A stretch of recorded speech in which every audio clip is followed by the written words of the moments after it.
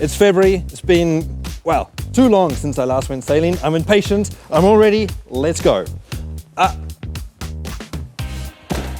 Well, boat is not quite ready. As I said in our last video, it is completely disassembled in 1,001 different pieces. So if we can't go sailing, let's go do something else.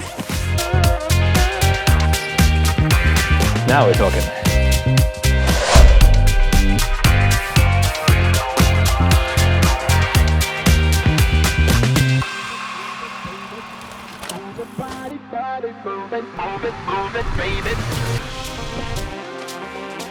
So yeah, it's true. Before boats, bikes were my thing. Really, really a big thing. It all started out when I was in university in America at Colorado College, at the foot of the Rocky Mountains. And there, well, I started racing for my university team.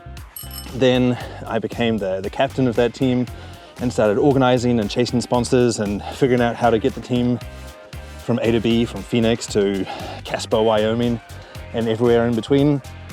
And as I sort of took on the role more and more of doing management and logistics, then I started working also as a bike shop mechanic.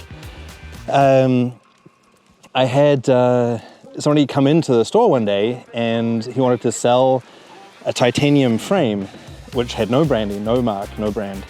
And the bike shop owner said, "No, that doesn't interest me.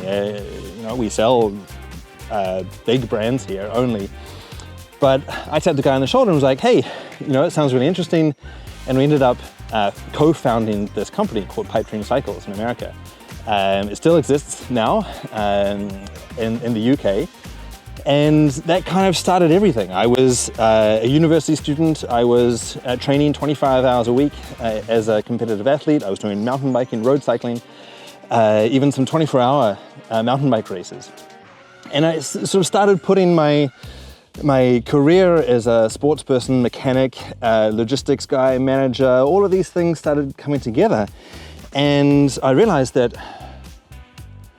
as the races got longer, I got better. And I was pretty good at managing all of these things, doing Skype calls with China to look at production schedules in the middle of the night in America, while also racing really hard, while also doing my economics degree. And I was like, well, maybe I'm starting to build a toolkit here that I could apply to other things. And so I did. I fell in love with the Vendée Globe, watching the 2004 edition, and I was like, wow, that's amazing. Nobody could ever do that starting from where I am.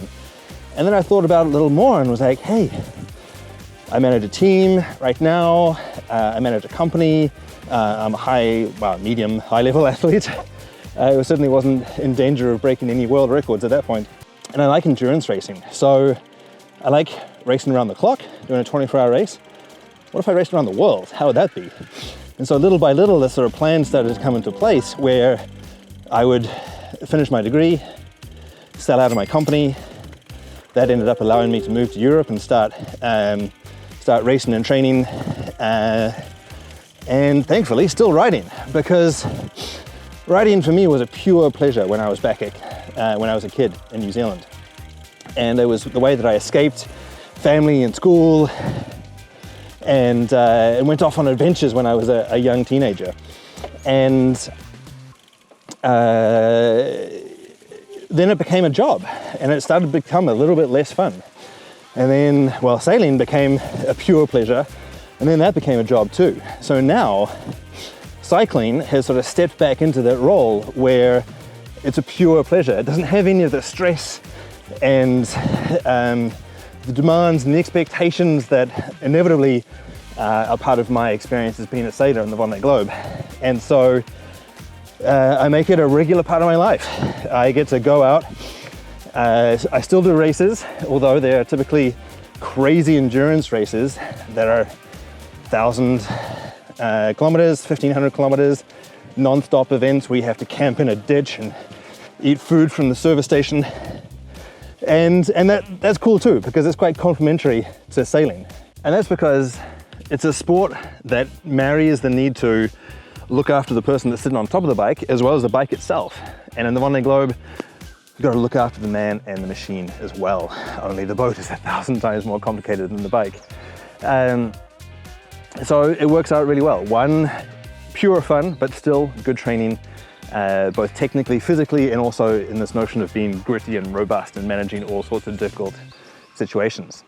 So sometimes I get asked, hey Conrad, I want to do the Vendée Globe. How do I get from where I am now as an optimist sailor, for example, to where you are? And first off, the answer is great, fantastic. I started off in an optimist too, but ultimately it looks like if you want to do the Vendée Globe, you've got to get on your bike first.